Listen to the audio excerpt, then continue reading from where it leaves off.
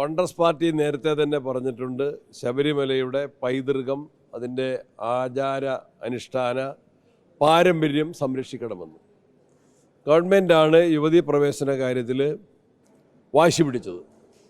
അവർ നൽകിയ സത്യവാങ്മൂലം നമുക്കറിയാം യുവതീ പ്രവേശനത്തെ അനുകൂലിച്ചുകൊണ്ടാണ്.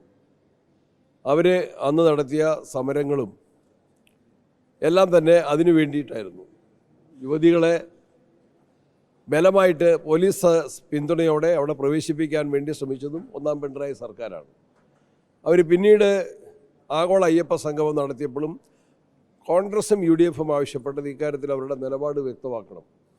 സുപ്രീം കോടതിയിൽ അവർ നൽകിയ സത്യവാങ്മൂലം പിൻവലിക്കുന്നുണ്ടോ, യുവതീ പ്രവേശനത്തെ അവർ ഇപ്പോഴും പിന്തുണയ്ക്കുന്നുണ്ടോ, അക്കാര്യത്തിൽ അവർ നിലപാട് വ്യക്തമാക്കിയിട്ടില്ല. ഞങ്ങളിപ്പോഴും ശബരിമലയുടെ ആചാരാനുഷ്ഠാന പാരമ്പര്യങ്ങൾ സംരക്ഷിക്കപ്പെടണം എന്ന് തന്നെയാണ് ഞങ്ങളുടെ നിലപാട്.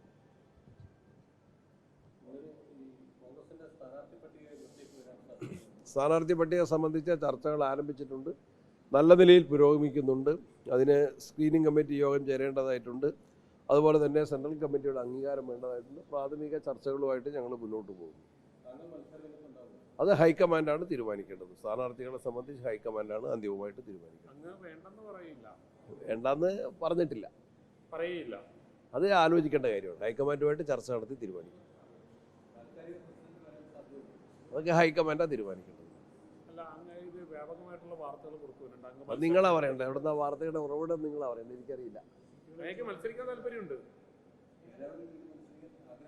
ജനങ്ങൾ എന്നോട് പറയുന്നുണ്ട്, പാർട്ടിയാണ് തീരുമാനിക്കേണ്ടത്.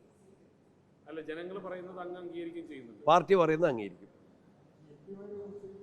അത് പാർട്ടി ഹൈക്കമാൻഡാണ് അന്തിമ തീരുമാനം എടുക്കേണ്ടത്. അത് തീരുമാനം ഫൈനലായിട്ടില്ല. ഏത് രാഹുല? അദ്ദേഹം പാർട്ടിയിൽ ഇപ്പോൾ ഇല്ലല്ലോ. ആലോചിക്കാം നമുക്ക്.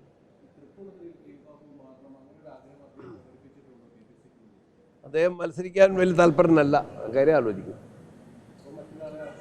ആലോചിക്കേണ്ടി വരുമല്ലോ. സാധ്യതയുണ്ട്.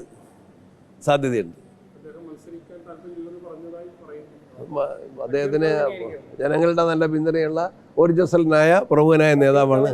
അത് തീരുമാനിച്ചിട്ടില്ല.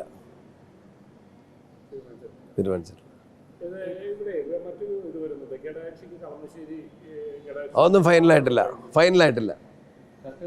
ചർച്ചകൾ പുരോഗമിക്കുന്നുണ്ട്. അതൊന്നും ആലോചിച്ചിട്ടില്ല, ഫൈനലായിട്ടില്ല. ചില അധികം താമസിക്കാതെ ഉടനെന്ന് പറയാൻ പറ്റില്ല. അത് സാധ്യതയുണ്ട്.